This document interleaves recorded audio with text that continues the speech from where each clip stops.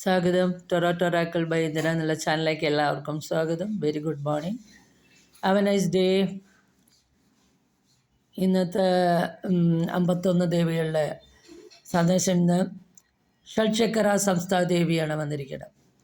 ദേവിയുടെ ഉപദേശം എന്താണ്? ശരീരത്തിൻ്റെ പരിവർത്തനം അനിവാര്യമായതിനാൽ മാലിന്യങ്ങളെ പുറന്തള്ളാൻ ശ്രമിക്കുക. ശരീരത്തിന് നമ്മൾ ദിവസവും നമ്മുടെ ശരീരത്തിന് 3 നേരം അല്ലെങ്കിൽ നമ്മൾ ഭക്ഷണം നമ്മൾ കഴിക്കുന്നുണ്ട്. അപ്പോൾ ഒരു ശരീരത്തിന് വിശ്രമം കൊടുക്കണം. എങ്ങനെയാണ് വിശ്രമം കൊടുക്കുക? അതിനാണ് ഋഷീശ്വരന്മാർ വ്രതങ്ങൾ കണ്ടുപിടിച്ചിരിക്കുന്നത്. ഒരു മാസത്തിൽ ഏകാദശിയാണെങ്കിൽ 2 ഏകാദശിയൊക്കെ ഉണ്ട്. അപ്പോൾ ഉപവാസം എടുത്തുകൊണ്ട് ശരീരത്തിന് വിശ്രമം കൊടുക്കുക. മനോമാലിന്യങ്ങളെ നീക്കാൻ വേണ്ടി മെഡിറ്റേഷൻ, പ്രയേഴ്സ്, യോഗ, എക്സസൈസ് ഇതെല്ലാം ചെയ്യുമ്പോൾ മനോമാലിന്യങ്ങളെ നമ്മൾക്ക് നീക്കി മനസ്സിനെ ശുദ്ധമാക്കി വയ്ക്കാൻ പറ്റും.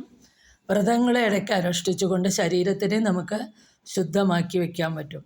അപ്പോൾ ഇവിടെ ദേവി പറയണത് ശരീരത്തിൻ്റെ പരിവർത്തനം അനിവാര്യമാണ്. അതുകൊണ്ട് ശരീരവും മാലിന്യങ്ങളെ നീക്കി ശുദ്ധമാക്കി വയ്ക്കണം. മനസ്സിനെയും മനോമാലിന്യങ്ങൾ നീക്കി മനസ്സിനെയും ശുദ്ധമാക്കി വയ്ക്കണം. അപ്പോൾ മനസ്സ് കാമാവുമ്പോൾ രോഗശാന്തി താനേ ഉണ്ടായിക്കോളും. ശരീരത്തിന് ആരോഗ്യം വരുമ്പോൾ നമ്മുടെ കർമ്മങ്ങൾ നമുക്ക് ഭംഗിയായി നിർവഹിക്കാനും സാധിക്കും.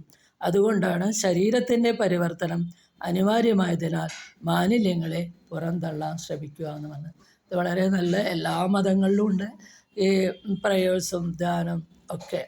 ഇതെല്ലാം ഇതിനു വേണ്ടി, മനുഷ്യ നന്മയ്ക്ക് വേണ്ടി പറഞ്ഞിട്ടുള്ളത് തന്നെയാണ്. അപ്പോൾ ഇതൊക്കെ അനുഷ്ഠിക്കണം എന്നാണ് ദേവി ഇവിടെ പറഞ്ഞിരിക്കുന്നത്. ഇത് നിങ്ങൾക്ക് റെസനേറ്റ് ചെയ്യുകയാണെങ്കിൽ please do subscribe, share and like. Thank you.